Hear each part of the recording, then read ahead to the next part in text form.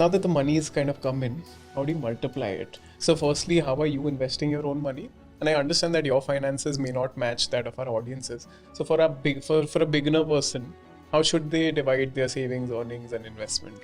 When it comes to money, I'm a very conservative person. I just don't have much expenses. I think that's the rule, right? I mean, a lot of people need a lot of money. That's the worst way to become rich. First of all, focus on your needs. I'm not saying that you should not wear this kind of clothes, or that kind of clothes, that this kind of a shoe or that kind of a shoe. Yeah. I'm just not going over there. I mean, if you can, go for it.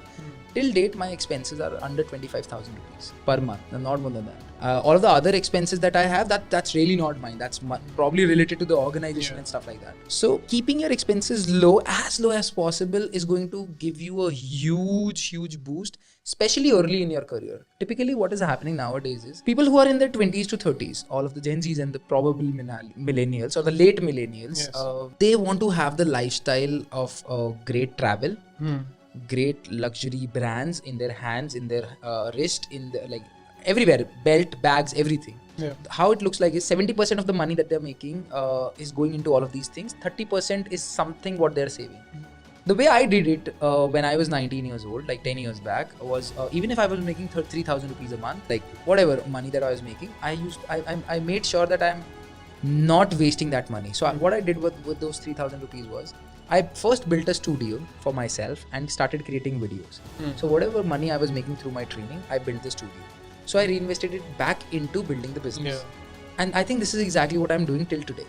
Whatever money our business is making, that money is again getting reinvested back into the business. Because of course, where else would you want that money to flow?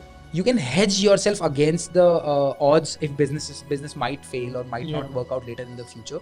So yeah, a little bit hedging here and there a little bit savings over here, over there is absolutely something that we're doing. But at the same point of time, it's not just about investing money, it's also about managing that money and looking at it growing, right?